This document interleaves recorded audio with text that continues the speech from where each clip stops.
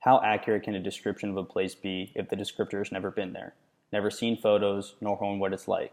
Well, in Milton's Paradise Lost, he does just that, as he describes hell.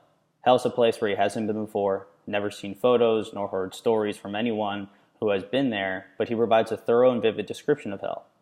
Milton had to use some creativity to illustrate a place that he has never seen, and use his creativity causes the human mind to stretch and adapt to different points of view. The creativity Milton used in Paradise Lost is simply art, and Steve Jobs even would argue that it's great art, because great art stretches the taste, and it doesn't follow tastes. Tastes are associated with the current viewpoints of society. They believe that to be true. The purpose of art is to challenge viewpoints of others and not to simply create something that is aesthetically pleasing.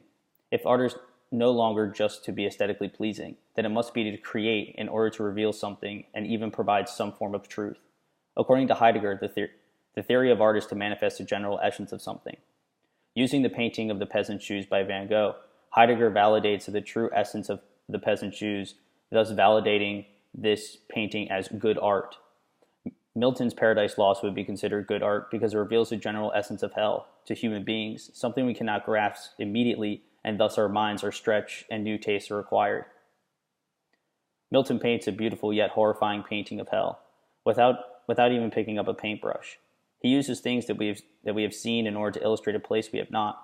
Milton tells the reader that hell is a dungeon, with all sides being round, giving the reader the impression that hell has no beginning and no end, just like a circle.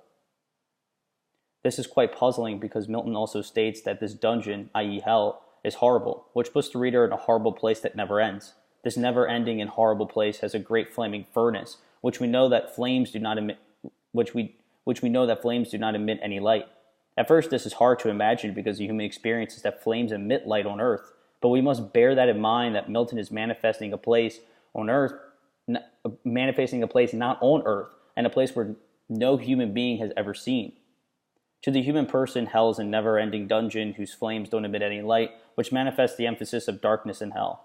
Usually when it is dark, it's difficult for something to be visible. But in hell, the darkness breeds visibility, the visibility of the sights of woe, according to Milton. Darkness then manifests the sights of sorrows and nothing more. It must be disturbing to only see pain, grief, trouble, regrets, etc., and to realize that there's nothing happy or good about this place that we have never seen before.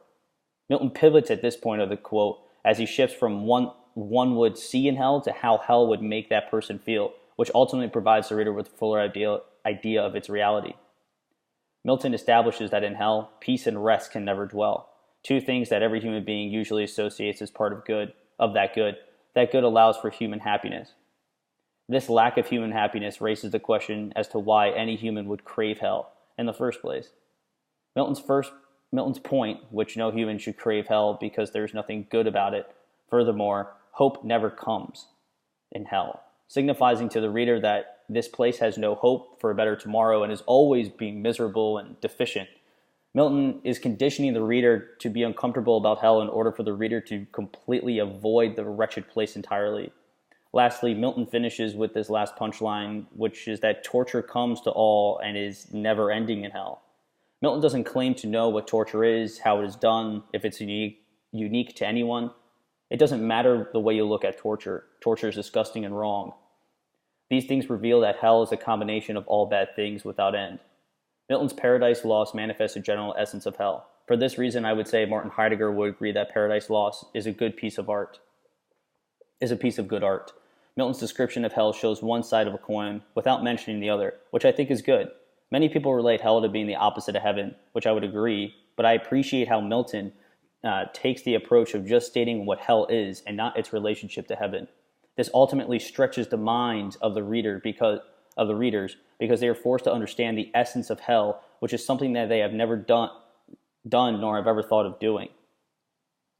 The result of this understanding enables the reader to appreciate difficult literature and realize what is important to them. Now, hell is no longer the opposite of heaven, but it is a place where all sides depict darkness and woes. It is a place where peace, rest, happiness, and hope never come, but only torture. Thanks.